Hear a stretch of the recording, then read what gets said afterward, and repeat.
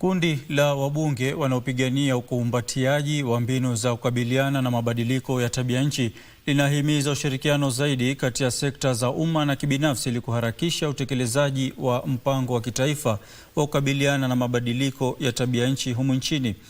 Kundi hilo linalojumuisha wabunge na maseneta linasema kuwa nchi hii imesalia nyuma katika utekelezaji wa malengo ya kukabiliana na mabadiliko ya tabia nchi, ikiwa ni pamoja na kuwafikia 100% ya matumizi ya kawi safi ifikiapo mwaka 2030 pamoja na upanzi wa miti bilioni 15 kufikia mwaka wa 2032. Mnamo mwaka wa 2023, Kenya ilibuni mkakati kabambe wa kukabiliana na mabadiliko ya tabia nchi uliokusudiwa kukabili na kupunguza athari za mabadiliko hayo.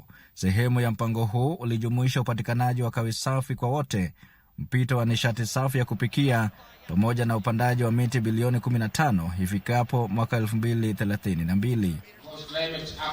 Hata hivyo, kundi la wabunge wanaopigania utekelezaji wa mpango huo unasema kuwa nchi imelegea katika utekelezaji wa mpango huu kabambe. We cannot continue blaming one another that why are we destroying forests, why are we looking for firewoods, why are we looking for charcoals when we are not looking for a solution.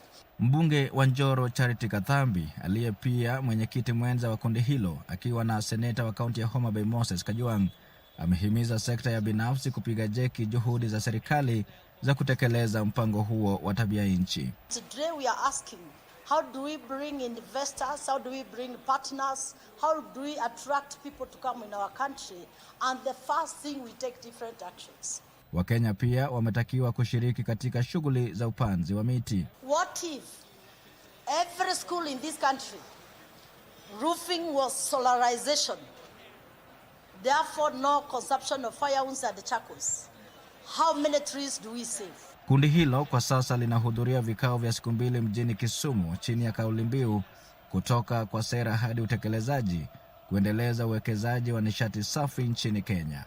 Nikiripotia runinga ya Channel 1 kutoka kaunti ya Kisumu, mimi ni Wycliffe Okech.